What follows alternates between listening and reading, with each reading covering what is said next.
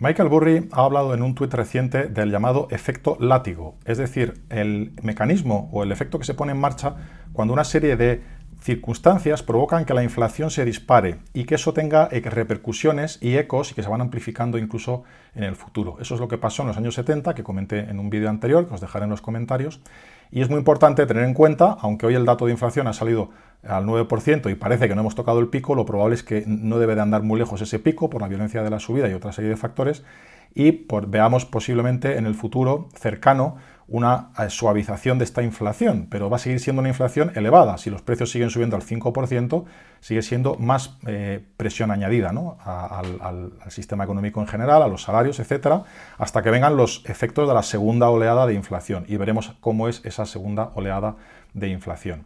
Michael Burry nos advierte, por lo tanto, de que el techo del final de la crisis no está ni mucho menos cercano, aunque a corto plazo podríamos tener un rebote, una consolidación, y eso es importante de tener en cuenta. Goldman Sachs nos ha proporcionado este gráfico, esta simulación, donde hace una previsión de beneficios, los beneficios que pueden obtener las empresas en este año 2022 en distintos escenarios, ¿no? Él habla aquí del escenario de 2023 y el escenario de 2022, bueno, pues asumiendo una revisión a medio camino, ¿no? El consenso espera unos beneficios de $250 y aquí estamos hablando del SP500, como si fuera una acción, ¿vale? Como si el SP500 son 500 empresas, pero vamos a considerar que esto es una sola empresa y estos son los beneficios agregados de todas esas empresas en comparación con el precio o lo que cotiza el SP500, ¿no? Los analistas por ahora no esperan una caída en los beneficios, eso es lo realmente llamativo, ¿no? Pero la realidad es que los analistas nunca se anticipan, siempre van digamos, a rebufo, ¿no? Porque al final no les pagan por ser agoreros o por anticipar el fin del mundo, les pagan simplemente por ser optimistas y al final, bueno, eso es un defecto del sistema muy importante y por lo tanto no se anticipan, ¿no? Pero bueno, Goldman Sachs dice, bueno, ¿qué pasa si los beneficios se reducen, ¿no? Esto es desde una perspectiva global del SP500, en vez de ir empresa por empresa, simplemente asumimos que los beneficios de las empresas se puedan reducir y estando actualmente en niveles de 250, pues puedan estar en niveles de 244 o niveles de 225 y luego lo combina con distintos niveles de PER a los que podría cotizar la bolsa. El PER al final es el ratio precio sobre beneficio, es decir, lo que vale una empresa, imaginaros que una empresa está cotizando a $1000 y esos $1000 se deben de poner en comparación con lo que está ganando la empresa. Si la empresa gana $100 en este año, pues significa que estamos pagando 10 veces sus beneficios. Tardaremos 10 años en recuperar la inversión si sus beneficios son los mismos durante los próximos 10 años y decidimos comprar esa empresa por $1000. Eso es lo que significa un PER 10. Un PER 20, pues es que tardaríamos 20 años en recuperarlo, etc. Suponiendo que esos beneficios sean constantes. El PER a veces fluctúa porque se espera, o el PER es alto, porque se espera que esa empresa realmente vaya a crecer mucho en beneficios. Pero esta tabla me parece especialmente interesante, nos permite plantear distintos escenarios en función de cómo evolucionen los beneficios de las empresas y de cómo evolucione el PER, es decir, en cierta medida la confianza del mercado, aunque realmente el PER está más condicionado por los tipos de interés y por la liquidez del sistema, ¿no? Pero es una mezcla un poco de varios factores que afectan. Vamos a centrarnos en estas dos claves, que ahora mismo, una vez que ya la inflación está disparada y que tenemos, digamos, ese efecto látigo en marcha del que habla Michael Burry, las empresas, tenemos la recesión también en perspectiva, por eso Goldman Sachs se plantea qué pasa si hubiera una recesión, y esto es muy importante, pues vamos a hablar de esto precisamente, de los beneficios de las empresas, qué pueden hacer y qué puede hacer el PER. Permíteme que te recuerde antes de continuar que si te gustan mis contenidos, mis vídeos y quieres apoyar la continuidad del canal, te suscribas al canal si no estás suscrito todavía, actives las notificaciones para recibir avisos de futuros vídeos, le des a me gusta a este vídeo y lo compartas y eventualmente me dejes un comentario. Muchas gracias. Esta es la evolución del PER, el PER normal, no el PER de CAPE, el PER de Shiller que alisa periodos de gran crisis como por ejemplo esta de aquí que fue la crisis de 2009 donde los beneficios se desploman y por lo tanto pues el PER se dispara, pero todo el mundo sabe que cuando pase la crisis pues se recuperarán, entonces el PER momentáneamente se dispara. Dejando de lado esto, aquí lo que destaca es la asombrosa estabilidad que tiene el PER durante largas décadas y cómo parece que desde el año 1980 se ha descontrolado, periodo en el que los tipos de interés han caído estrepitosamente. Eso permite que el PER haya subido. Eso es lo que también plantea Michael Burry plantea que el PER en esta crisis debería en algún momento también como compensación de los extremos anteriores. Los mercados son simétricos, se compensan unos excesos con otros, y tiene sentido, todo el sentido del mundo, pensar que en algún momento este PER alcance niveles de 9, que yo no sé si estará aquí actualizado, pero bueno, niveles de 9 aproximadamente, ¿no? Bueno, es un escenario razonable que podemos plantear en un entorno de recesión. Es interesante este gráfico que nos muestra cómo evoluciona el PER en la línea gris, es el SP500, y cuál era el nivel de PER en cada uno de los grandes picos y suelos del mercado. Por ejemplo, en el techo del año 2000, el PER acabó en niveles forward, el PER calculado con beneficios estimados para los próximos 12 meses, estaba en niveles de 25. Y en la crisis, que duró 3 años, llegó a estos niveles a cotizar a niveles de un PER 14. Después rebotó, los beneficios también, y aquí no hubo especialmente euforia. El PER forward estuvo en niveles de 15. En el suelo de la burbuja inmobiliaria de Estados Unidos, el PER llegó a niveles de 10. Y desde esos niveles inusualmente bajos empezó un gran ciclo alcista y llegó a cotizar a niveles de PER 21 o niveles de PER 19, utilizando los beneficios futuros, ¿vale? Eso es, grosso modo, los niveles de PER, y ahora actualmente niveles en torno a niveles de 15-16. Esto lo ponemos en paralelo y efectivamente niveles de 20, niveles de PER 20 históricamente han sido elevados. Este PER debe ser diferente, este debe ser el PER con los beneficios de los últimos 12 meses, ¿vale? Por eso cambia un poco. Pero bueno, al final la lectura es similar, hay niveles por encima de 20-25 son niveles elevados de PER, especialmente si suben los tipos de interés, y por debajo de 10 el PER está en niveles muy atractivos. Ese es el contexto inicial que tenemos que tener en cuenta cuando hablamos del PER, hasta dónde puede caer el PER. En este gráfico vemos el PER del SP500, de acciones de la gran capitalización, que es el que estamos viendo, y vemos efectivamente que está en torno a niveles de 16, y este sí que es el Forward Price to Earning Ratio. Entonces, en esos entornos cabe, bueno, lo que es evidente es que ya hemos corregido una gran parte desde caídas de máximos, y muchos dirán que el mercado ya está atractivo. Y esta es la idea clave, ¿no? ¿El mercado ya está atractivo?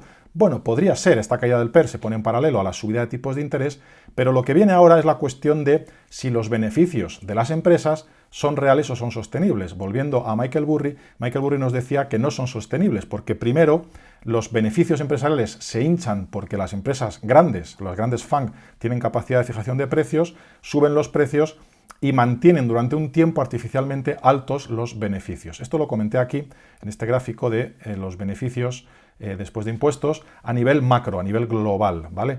Que han aumentado desde la crisis del confinamiento un 73%, algo que es realmente una anomalía. Vamos a ver más en detalle, pero en vez de ver los beneficios globales a nivel macro, vamos a centrarnos en los beneficios del SP500. En este gráfico tenemos los beneficios del SP500, los earnings del SP500. La crisis de 2009 supuso una caída y rebote vertical y desde entonces pues siguen subiendo. Es normal que la tendencia sea alcista, incluso desde 1880, porque es la tendencia de la bolsa, ¿no? Esos beneficios siguen creciendo, entre otras cosas, por la propia inflación. Pero fijaros en este detalle llamativo del año 2020 y en la recuperación. Vamos a ver estos números en detalle, porque aquí tenemos el beneficio por acción que estaba en niveles de $160 para el SP500, que cayó a niveles de 110 y de niveles de 100, incluso 105, de niveles de 105 en el año 2021 pasó de 105 a 210. Es decir, prácticamente se duplicó el beneficio por acción en un solo año, el año 2021, un año de euforia, de liquidez a raudales que inundaba los mercados y la economía en general. Aquí vemos lo mismo, pero viendo la tasa de variación de los beneficios. Y eso nos da una idea, ¿no? El confinamiento provocó una caída de los beneficios por acción del SP500 de en torno a un 30%, y sin embargo el post-confinamiento provocó una subida en los beneficios por acción del 100%. Esa asimetría es lo que ha venido provocada por la inundación de liquidez que ha creado una riqueza, un efecto riqueza artificial y un consumo artificial en Estados Unidos, porque esto se refiere a Estados Unidos, ¿no? Aquí tenéis los números y veis lo que ocurrió en 2020, menos 30, 2021 más 110%, ¿no? Y en lo que va de año, incluso 54%. Entonces, esta es la clave ahora mismo, es decir, esto se va a mantener de esta manera, este exceso se va a corregir, pues muy posiblemente se corrija. Y por lo tanto, si efectivamente los beneficios por acción caen de niveles actuales, que son máximos post-pandemia, de niveles de $200, como decía la tabla de... Perdón, esta es la que vamos a ver ahora. La tabla de Goldman Sachs, de niveles de $250, que yo creo que está incluso todavía, ese gráfico no está actualizado, pues la cuestión es cuánto pueden caer esos beneficios desde los niveles de récords artificialmente hinchados que hemos construido en 2021, primero por corregir ese exceso de de liquidez que ha entrado en el sistema y ese exceso de demanda, pero también en combinación con otros factores como pueden ser el desequilibrio provocado por la inflación, la guerra y principalmente lo que empieza a verse en el horizonte, que es un escenario de recesión. ¿Qué ocurre si hay un escenario de recesión?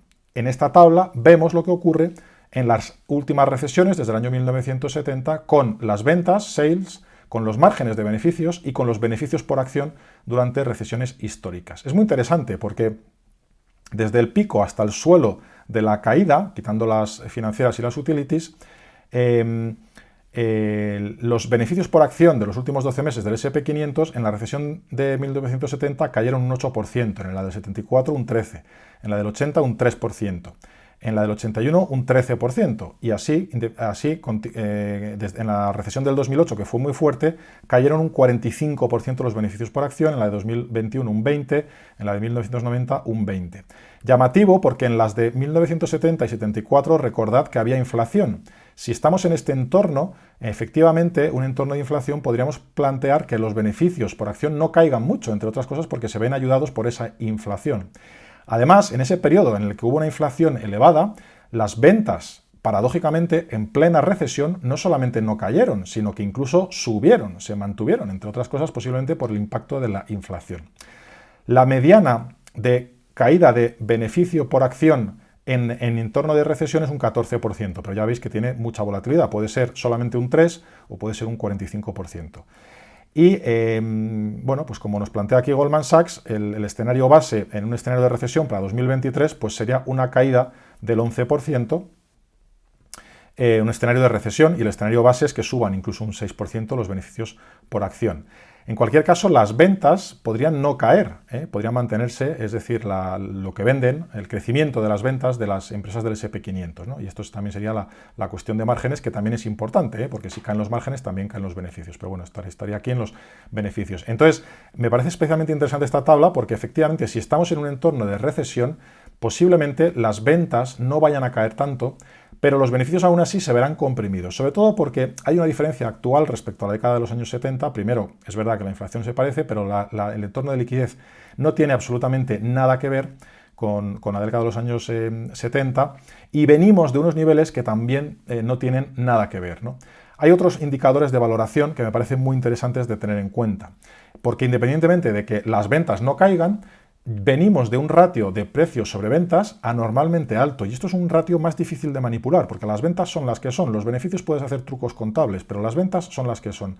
Y un mercado que desde el año 2000 ha estado cotizando con un ratio de price to sales pues entre 1 y 2, desde el año 2016-2018 se ha disparado. Y de hecho, ya esta zona ya era de techo, ¿no? Ya se estaba planteando una corrección, un techo, y sin embargo, de nuevo, la inyección artificial de liquidez ha provocado que la valoración del mercado se dispare. El ratio de precio del S&P 500 respecto a ventas se haya disparado, y de momento hemos corregido solo una parte. Es decir, volver a estos niveles no es corregir aberraciones de largo plazo. Si todo esto es artificial, lo que tendríamos que plantear es que una vez que estamos a estos niveles, volvemos a estar como estábamos antes del confinamiento, y a medida que la liquidez se vaya contrayendo, se vaya retirando del mercado, el ratio de precios sobre ventas del S&P 500 pueda volver a caer. Otra forma de valorar el mercado es el ratio price to book, y como este vídeo va de valoraciones y de beneficios, pues de nuevo tenemos lo mismo. Después de la aberración de los años 90, que culminó con un ratio price to book altísimo y se corrigió ya hasta el suelo de 2002, más o menos ha estado estable, en un rango lateral estable, y desde el año 2018-2020, que ya estaba alto, de nuevo se ha disparado y ahora está corrigiendo solamente la primera pata de esa parte, ¿no? Este gráfico también es interesante, me parece atractivo comparar las acciones con los bonos, y esto parecería indicar que de nuevo el ratio acciones sobre bonos, después de la caída que han sufrido los bonos, pues claro, se ha disparado. Y bueno, pues sería una alerta, ¿no? Porque principalmente es un ratio que se dispara precisamente antes de todas y cada una de las recesiones importantes que hemos tenido desde el año 1970. Y esto sería una señal paradójica de decir, bueno, no será momento de comprar bonos y vender acciones. Es decir, igual los bonos ya han corregido suficiente y las acciones no, en la medida en que los tipos pues dejen de subir, ¿no? Eso es otra pregunta que dejo ahí en el aire. Para terminar, me ha parecido muy interesante este gráfico que he visto en Twitter de este analista, que me parece muy interesante porque combina muchas de las cosas que hemos visto, ¿no? ¿Cuándo hace máximos la bolsa? Bueno, cuando las valoraciones son excesivas, lo cual no significa que sea un buen indicador de timing, puede tardar años, pero muchos años en tener valoraciones excesivas, porque realmente lo que condiciona eso es la liquidez. Los indicadores macro están en confianza en máximos y las expectativas de beneficios son muy altas. ¿Qué ocurre con esos 3 puntos clave en las fases de un mercado bajista? Esto es una simplificación, pero me parece que da una idea atractiva de dónde podemos estar efectivamente, ¿no? Las valoraciones comienzan a ajustarse, es lo que acabamos de ver. Las valoraciones se han corregido. Los indicadores macro sin cambios. Bueno, sí, globalmente están sin cambios, ¿eh? Es decir, bueno, sí, Estados Unidos podría estar en recesión, tenemos una situación de inflación excepcional, pero no hay una gran caída, no estamos en recesión abierta, ¿no? Y las expectativas de beneficios están sin cambios, ¿no? Bueno, los indicadores macro podríamos considerar que están en fase ya de ajustarse, en principio, por el tema de la inflación, pero de momento no estamos en recesión. Cuando entremos en recesión, las valoraciones actualmente ya empiezan a ser atractivas. Cuando entremos en recesión, pues podrán seguir siéndolo durante también un gran tiempo, ¿no? Los indicadores macro se ajustarán, iremos viendo que esa recesión se acerca y esa sería la segunda etapa de un mercado bajista. De momento, las expectativas de beneficios ni siquiera están teniendo ajustes a la baja. Aquí pone ajustes a la baja muy moderados, de momento ni siquiera hay ajustes a la baja, aunque por lo menos se está empezando a plantear esa posibilidad. Y la tercera etapa donde se puede plantear que haya mínimos es cuando realmente por fin se empiezan a recortar las expectativas de beneficios. Veremos cómo se produce eso, porque como hemos visto en el vídeo anterior, bueno, los indicadores macro tienen que indicar que estamos en recesión. Aquí es muy importante ver que estamos saliendo de la recesión también, y eso es muy importante comprender cómo funciona, y las valoraciones pues siguen siendo atractivas, ¿no? Insisto en que estas expectativas de beneficios y la situación actual va a tener que pues, tener en cuenta esta tabla que veíamos hace un momento, que es lo que podrían hacer los beneficios y los márgenes empresariales y las ventas en un entorno de recesión con inflación. La diferencia brutal que hay aquí es que actualmente, en los años 70 no había un exceso de liquidez. Si contraemos ese exceso de liquidez que provoca una contracción de la demanda y un efecto riqueza, digamos, problemático con la subida de tipos vertical que hemos tenido, la subida de precios en el mercado inmobiliario, etcétera, esa inflación, aunque haya inflación, podría hacer que las ventas, y especialmente en términos reales, descontada la inflación, pues se vean muy perjudicadas. En definitiva, lo que esta tabla nos indica es que posiblemente pues, tengamos que afrontar una recesión y veremos cómo afecta eso a los beneficios. Las ventas no tienen por qué desplomarse, las valoraciones tienen margen para corregir, en las valoraciones de price to sales, por ejemplo, tienen margen para corregirse. El PER ya está en gran medida corregido, pero podría corregirse más, especialmente si la liquidez efectivamente se sigue contrayendo. Y los beneficios empresariales, en principio, no deberían de desplomarse en un entorno recesivo con elevada inflación. Y si los beneficios no se desploman, pues este sería el peor escenario, ¿no? Niveles de $200 para 2023, 225 para el nivel actual, y eso frenaría en cierta medida el riesgo correctivo de fondo del mercado en términos nominales. Porque al final, en este gráfico que tenemos aquí del Nasdaq, lo que importa es el impacto que va teniendo la inflación, que esto es lo que venimos comentando desde hace largos vídeos, en los mercados. Vamos a pasar a repasar un poquito la situación de los mercados y os voy a ir dando mi opinión sobre lo que me dicen los gráficos a corto plazo, ¿no? En el caso del Nasdaq y del S&P 500 en los índices americanos, tenemos esa situación en la que si la Fed sigue subiendo tipos, pues las bolsas deberían de seguir cayendo. Tenemos aquí los retrocesos que tengo aquí trazados para el Nasdaq 100 son los retrocesos que van desde el suelo de 2009 hasta el techo de 2021. Y como veis, no estamos muy lejos de ese retroceso del 38%. Entonces mi escenario base sería ese, sería que de alguna manera, no sé si ahora o más adelante, terminemos buscando apoyo en ese retroceso del 38% para después que eventualmente pueda venir un rebote importante. Eso es lo que tenemos que calibrar, lo que tendremos que vigilar, la posibilidad de ese rebote, hasta dónde podría llegar. Pero yo creo que todavía no hemos terminado de tocar fondo, pero si no lo hemos terminado de tocar, no debería de faltar demasiado para ese fondo de mercado. Vamos a tener que, bueno, en la medida, eso dependerá de las presentaciones de resultados, ¿no? Pero en cualquier caso, a largo plazo, tendremos que lidiar con esa contradicción entre el corto plazo y el largo plazo, que es lo complicado. ¿Cómo decidir estar parcialmente o totalmente fuera del mercado y asumir el riesgo de que el mercado pueda hacer una especie de doble techo y formar esa figura de máximos, ¿no? O que pueda caer un poquito más a la vuelta del verano, por ejemplo, para después volver a rebotar y tener ese rebote importante. Que aunque no lo parezca, ese rebote que acabo de dibujar, desde este nivel hasta este nivel, es un rebote del 25%, desde aquí hasta aquí. Cuando cogemos gráficos de largo plazo, todas esas variaciones parecen pequeñas, pero son importantes. Ese sería un escenario, y yo creo que eso sí que tiene sentido de alguna manera jugarlo, ¿no? En mi caso con opciones, para no quedarse pillado, digamos, ¿no? Porque efectivamente el riesgo a largo plazo es que yo creo que de alguna manera terminaremos teniendo esa corrección del 61 en términos reales. Si la inflación sigue siendo tan fuerte, pues no llegaremos nunca a estos niveles y la corrección que tendremos del 60% será en términos reales. Como este ejercicio lo he hecho con el S&P 500 y no lo he hecho con el Nasdaq, lo voy a hacer aquí con el Nasdaq. Vamos a plantear que en el Nasdaq lo dividimos por la inflación, ¿vale? Y entonces vemos cómo esta corrección ya es todavía mayor. El Nasdaq con la inflación corregida pues está caído un 33%, tampoco mucho más.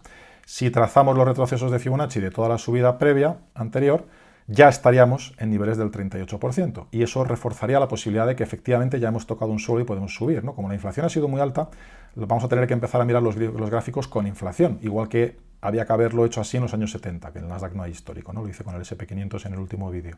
Y eso significaría que, bueno, pues podemos trazar nuestros canales, nuestra directriz de tendencia actual, y fijaros cómo con inflación ya hemos corregido en el Nasdaq un nivel razonable, el retroceso de Fibonacci del 38% de toda la subida, en términos reales, y que además coincide con este pico de máximo que tuvimos aquí previamente. Y además estamos en la base del canal, en la base de la directriz de tendencia, en la que ha estado durante prácticamente una década, hasta que la liquidez fuerte provocó ese exceso al alza. Ese exceso al alza que se salió del canal y ha estado durante largos meses por encima del canal, hemos vuelto dentro del canal. Quizá desde los niveles actuales podamos plantear un rebote que podría ser tan importante como del 25-30% hasta volver a estos niveles del Nasdaq, y una vez que hemos vuelto a estos niveles, para protagonizar la segunda onda bajista, que a medida que avance la inflación podría llegar aquí al 61,8% con la inflación, que es este gráfico que estamos viendo. Fijaros cómo voy a intentar encajar los efectos de simetría del mercado. Hemos salido del canal al alza en esta cuantía. Vamos a trazar un mismo canal a la baja con esa misma amplitud, pero por debajo. Y, curiosamente, eso nos permite utilizar este mínimo de inicio, y podría ser que el escenario que haga el mercado sería rebotar hasta estos niveles, un 25, un 30%, incluso hasta aquí, y ahí formar, bueno, incluso una dilatación, y volver otra vez a caer y terminar en algún momento incluso rompiendo el canal, pero con el paso del tiempo y de los años 2022, 2023, 2024, terminar corrigiendo, bueno, ya veremos si llega al 61,8%, pero con la inflación corrigiendo ese 61,8%, tendremos que ir ajustando los canales. Quiero decir que la inflación, lo que vemos aquí es la inflación pasada. La inflación futura provocará que este gráfico siga a la baja, ¿vale?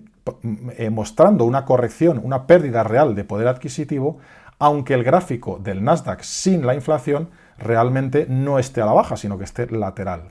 Por ejemplo, el gráfico del Nasdaq puede estar haciendo así, lateral, y que eso en realidad, si lo tenemos en cuenta la inflación, sea realmente un movimiento de este tipo.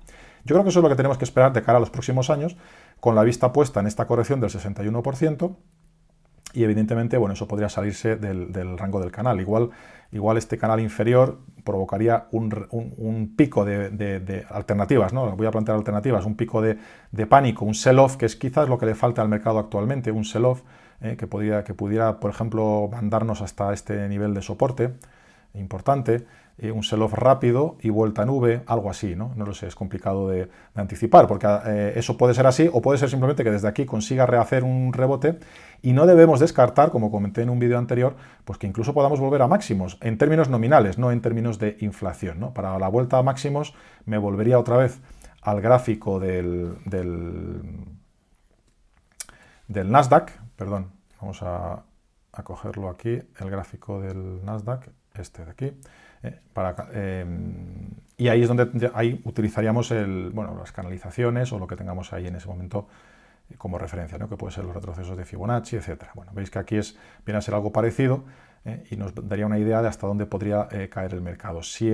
Como es con lo que os quería decir, si el mercado rebota desde estos niveles y vuelve a máximos, pues con la inflación que hay, posiblemente esa vuelta a máximos sería falsa, ¿no? Y podríamos plantear, pues es un rebote importante. No lo sé, es complicado porque ahora mismo la realidad es que estas velas, esta acumulación de velas negras aquí, es una señal de debilidad también intrínseca del mercado. Y hay muchos movimientos importantes, muchos movimientos de placas tectónicas en el mercado. Hoy llamativo que con el movimiento de la inflación lo único que hemos tenido es volatilidad, volatilidad caída, vuelta intradía, y de momento este mínimo local aguanta. Si perdemos este mínimo local, yo creo que sería una señal de peligro y una señal de reactivación de la tendencia bajista en curso en el Nasdaq. Voy a terminar con una actualización de algunos indicadores de algunos activos que suelo mirar y que hace tiempo que no os comentaba.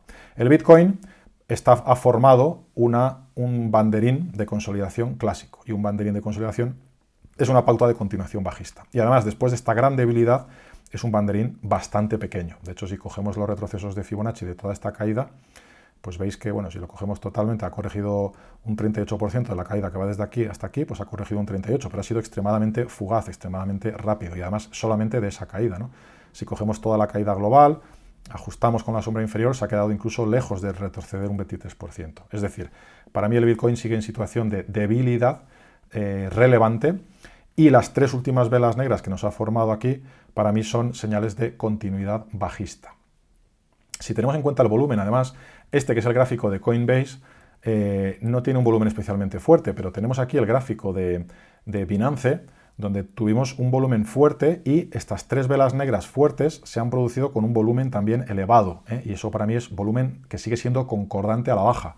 Cuando el mercado rebota, por ejemplo aquí, el volumen es bajo, y cuando el mercado cae, el volumen es alto. Por lo tanto, eso junto con el banderín de consolidación y estas tres velas negras fuertes de debilidad, para mí implican que este soporte que tenemos aquí, doble o triple soporte, corre el riesgo de ser perforado a la baja. En ese caso, lo que nos dice el análisis técnico es que el objetivo bajista es igual a la amplitud de este banderín, el objetivo mínimo de corto plazo. Por lo tanto, la amplitud de ese banderín implicaría que nos iríamos aproximadamente pues, por estos niveles, ¿no? En torno a los 16.000 dólares el BTC. Pero realmente, si miramos la tendencia a largo plazo, pues aquí, bueno, junto con mi opinión personal sobre lo que es el sentimiento, etcétera, estas tres velas mensuales gordas, bueno, para mí son un game changer, ¿no? El entorno actual que tenemos aquí no tiene nada que ver con el que hemos visto en estos años recientes, ¿no? Que si cogemos un gráfico de más largo plazo, tenemos la evolución desde 2016. Hay mucha gente que se agarra a movimientos parabólicos, al hecho de que ya había corregido anteriormente porcentajes de este tipo, y en realidad para mí esto no es nada significativo, ¿no? Nada representativo. Más cosas que me llaman la atención de la situación actual del mercado. El petróleo. Muy importante, muy interesante, porque hoy que ha salido el dato de inflación superior a lo esperado, también el dato de inflación subyacente, esto combinado con la reacción que ha tenido la bolsa, podría estar indicando un suelo. Por ejemplo, el SP500, aquí tenemos el gráfico del SP500, podría estar indicando un suelo en estos niveles, porque el dato peor de la inflación, pues parece que está conteniendo el mercado. No significa que vayamos a rebotar ya. Igual al final rompemos este soporte y nos venimos a buscar aquí la base de este canal y hacemos aquí una especie de doble mínimo con más divergencias alcistas, y después viene el rebote, ¿no? Esto sería el gráfico del SP500.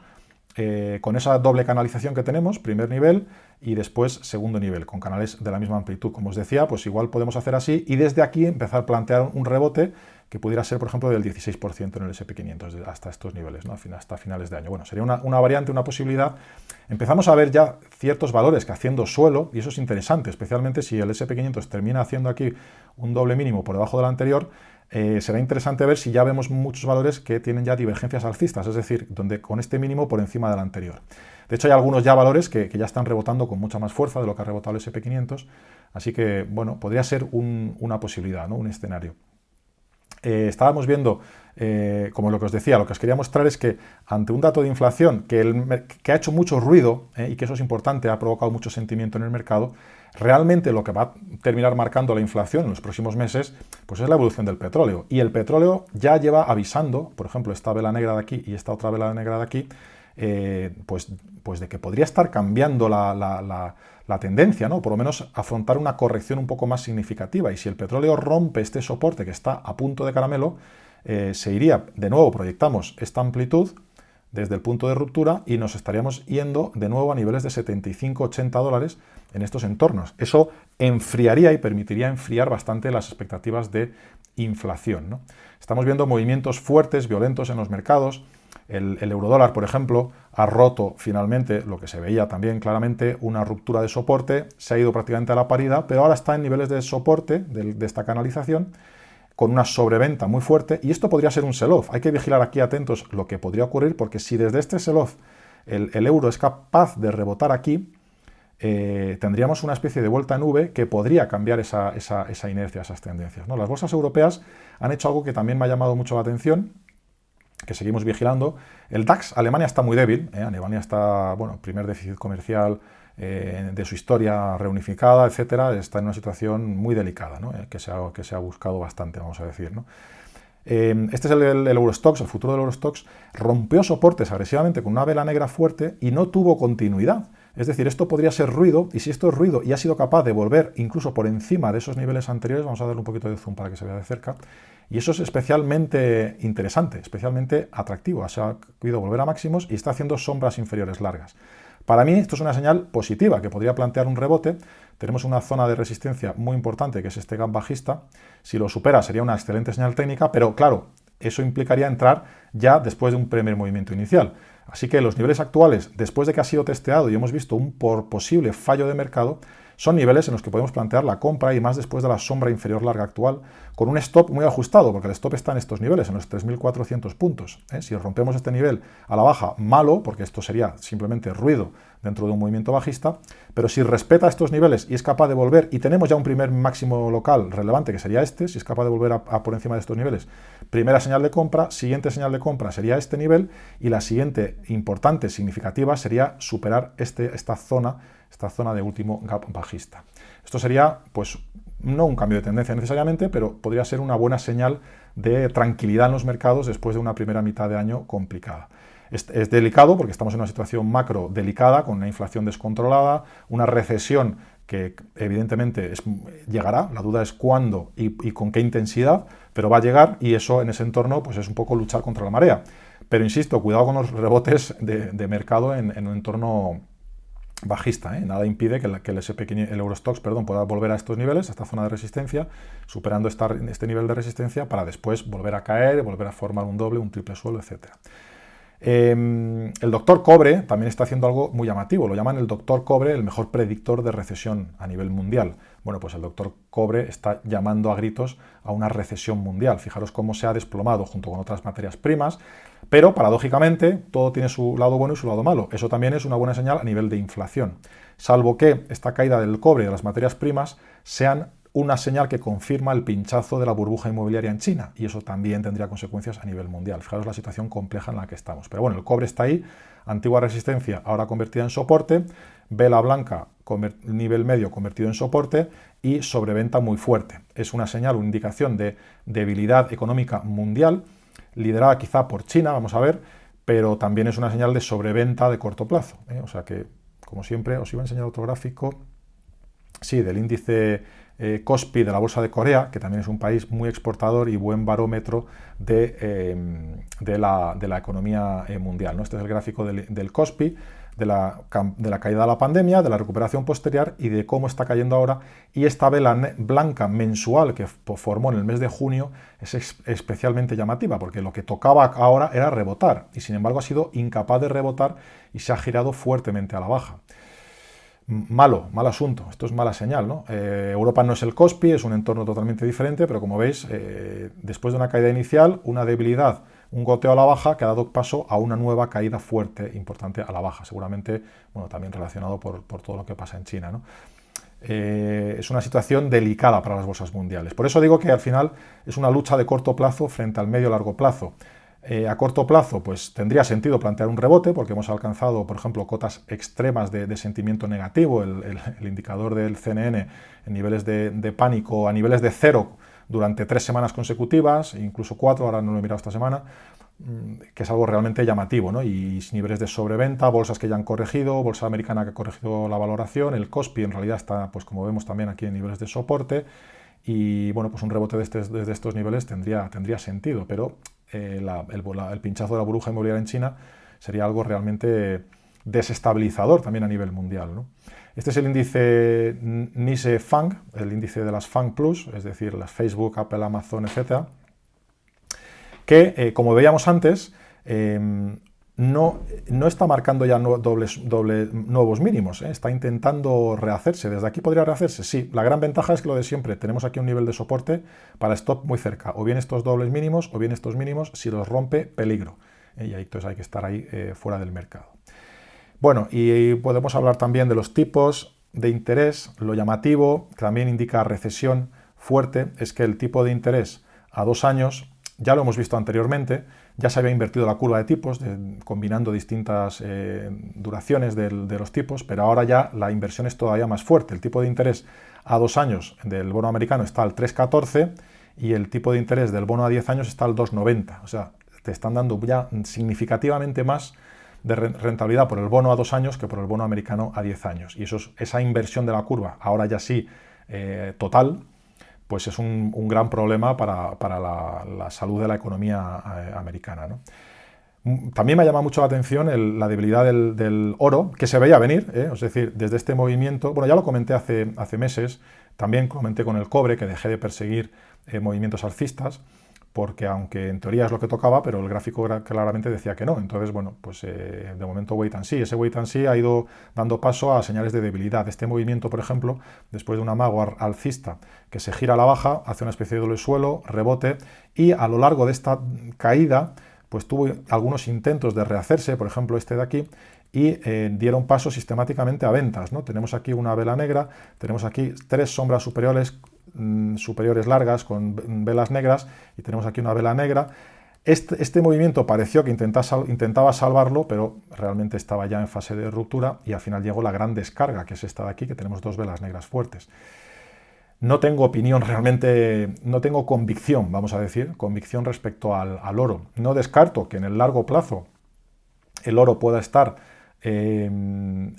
o pueda terminar protagonizando, debido pues, a la gran inseguridad provocada por gobiernos, por bancos centrales, etcétera, pues pueda terminar provocando una subida por encima de los $2.000. Nunca hay que descartarlo. A día de hoy lo que está dando el oro es una lectura de debilidad, y eso no significa que no pueda irse pues, a niveles, por ejemplo, de aquí, o incluso por aquí, ¿no? A niveles de $1.400, y que la gente se olvide de él, ¿no? Y que a partir de los 2.400 venga el movimiento hasta los 2.200. El timing al final es lo más importante del mercado, y para mí para eso están los gráficos, ¿no? Y el gráfico del oro, pues para mí está lanzando una señal de debilidad, ¿no? En paralelo con el cobre, etc.